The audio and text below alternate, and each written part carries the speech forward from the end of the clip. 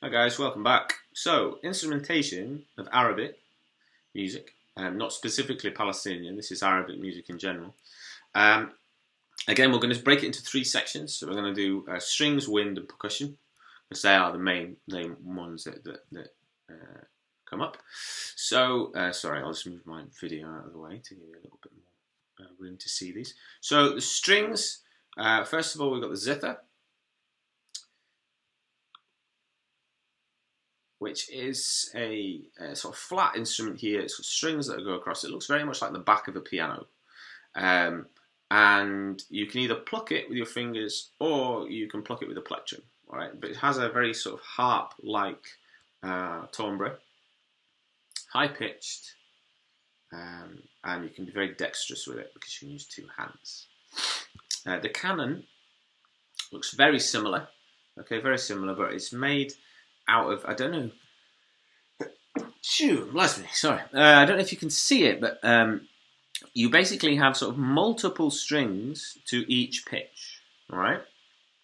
So there's sort of 3-4 strings that sort of connect to each one. So it gives it, again, it's a very harp-like timbre, but it gives it a little bit more of a complex sound. And you play it with the plectrums, but they're actually attached to your fingers here. Okay, and it's lied flat across, so they look very similar, the zither and the cannon. The oud is very much like the uti that we saw in Greece. It's a sort of lute type instrument. It's a sort of bit like a guitar. The neck of the instrument is bent backwards here, and but the body is actually quite large, and the strings go across. So that's the oud, very much like the uti from Greece. And we've seen the connections between Greece, because it is essentially it's a link between the East and the West, that we get a lot of crossover. And I've spelt that wrong. The Rubberband is that's a better spelling there. Sorry, is a bowed instrument. So you can see the player here. Again, there's a resonance chamber underneath, and there are 4 strings that go across here, and you use a bow to play it. So it's a lot like the tambura from India.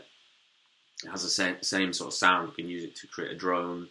You can use it to play a melody, but it has a sort of like a high-pitched violin sort of timbre. So if you hear an instrument that sounds a bit like a violin, then it's going to be the rubberband. Very good. So the woodwinds, we've got 3 woodwinds instruments. We've got the mijwiz, which is a sort of 2 wooden flute construction instrument. It was played with 1 reed, so it sounds like a clarinet, really. It sounds like a sort of Middle Eastern clarinet, a little bit more ducky in its sound.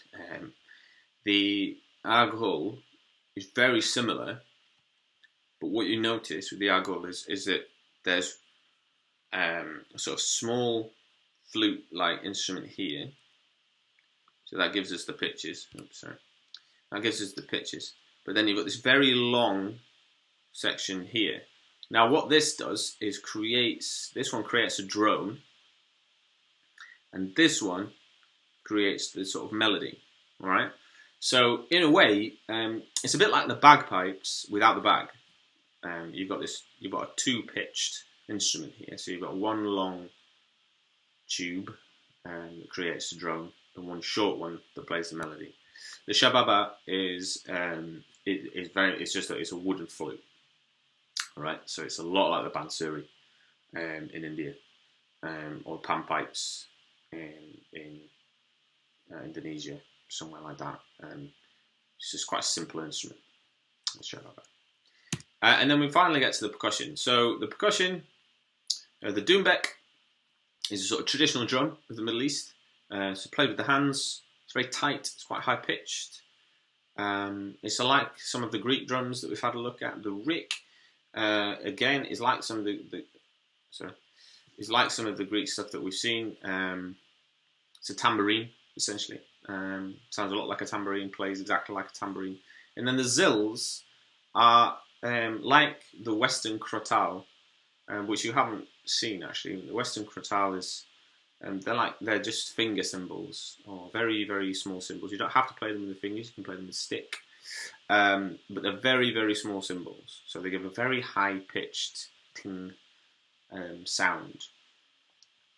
So that's the sort of main. They're the main instruments of Arabic music, Palestinian music, and they all have various different combinations that come together to create the pieces. But remember, it's like I said at the beginning. The main takeaway from it is that you usually have one instrument that is playing the melody, creating a monophonic texture, and then you have other instruments that work as an accompaniment section. So it might be a drone, or it might be a rhythm, the ikka that they call it.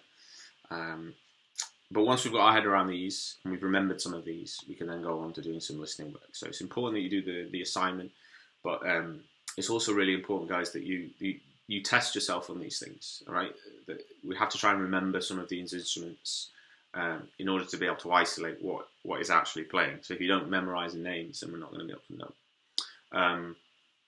Okay, great. I'll see you this week anyway.